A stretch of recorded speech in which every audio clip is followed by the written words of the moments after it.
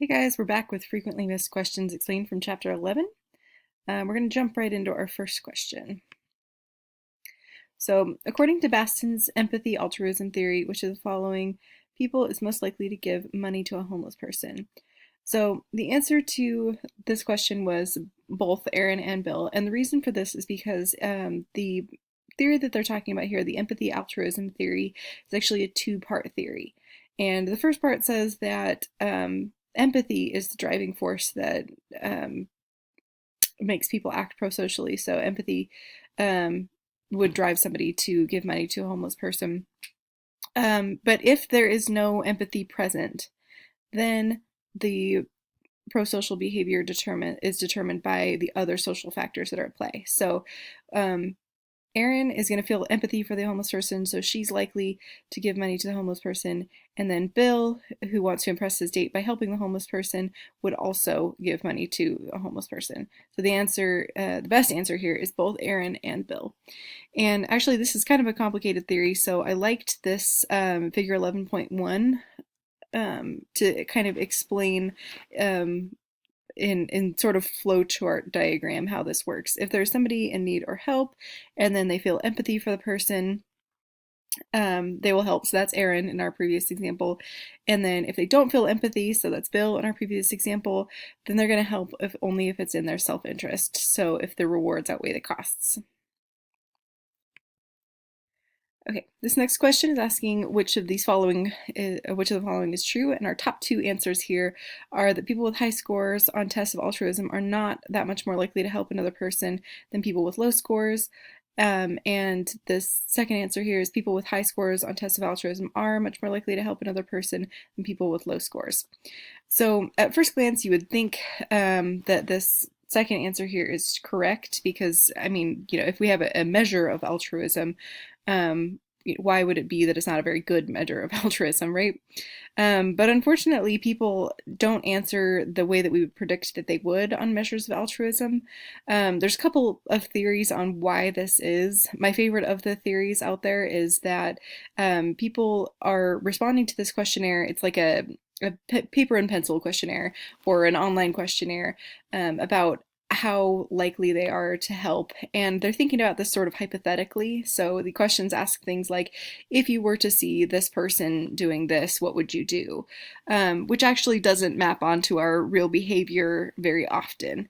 And our attitudes don't actually map up onto our behavior very often either, which is sort of confusing when you're thinking about social psychology as a whole.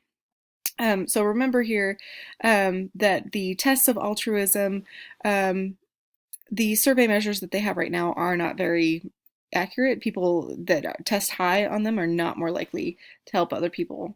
They are likely, but they're not much more likely. The effect size is very small. All right, this next question is asking, as a result of, or which of the following is true, as a result of learning about the social psychology of pro-social behavior, you may become more likely to help someone in need in the future. And that is the correct answer here.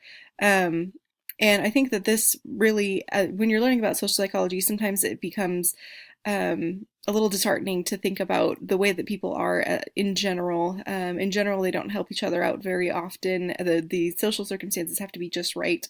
And I think this is one of those kind of heartening things when you're reading about this. I like it when you learn about something, then you can actually change your behavior toward it. That doesn't happen all the time, but this is one of those instances where this works. It is also true of the bystander effect. So if people know about the bystander effect, they're more likely to intervene when they're needed.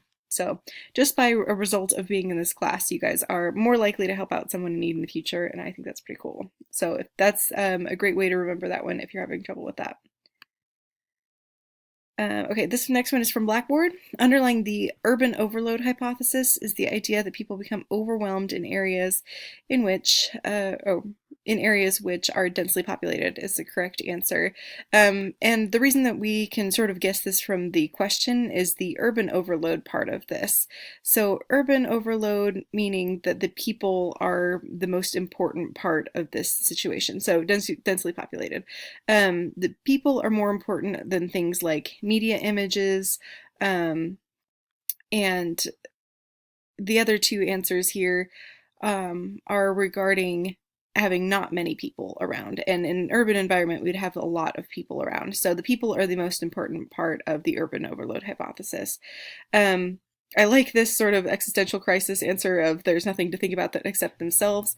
But that's not really overloading yourself with other people, which is contingent on like the urban overload hypothesis.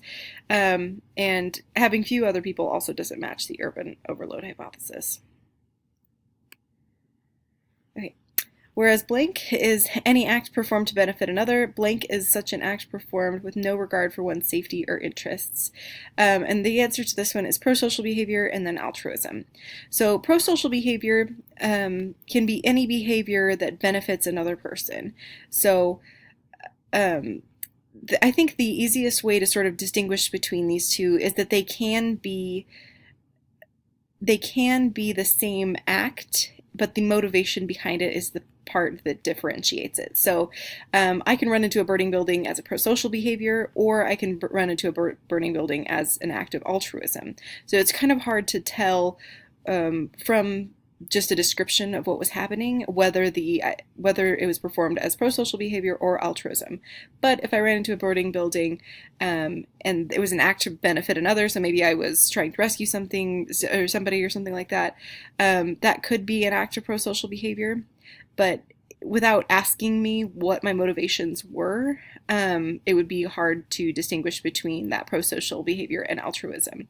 So remember, if this comes up on a multiple choice test, it will probably be exactly in this format.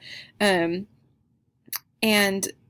remember to match up the altruism with the one that says something like no regard for one's safety or not thinking about yourself or something like that. That is characteristic of altruism.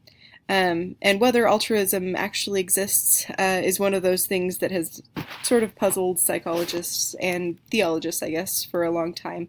And I don't know if there's a real way that we can answer that question satisfactorily. They sort of do it in your book, but there's a lot of sort of contingencies on, well, it could exist if this happens, that kind of behavior. So. All right, that is the end of this slideshow, and I will come up with one more video tomorrow, but it will likely be incomplete because not a lot of you guys have finished the chapter quiz so far, so I can't tell which questions are giving us troubles, but I will see you guys tomorrow.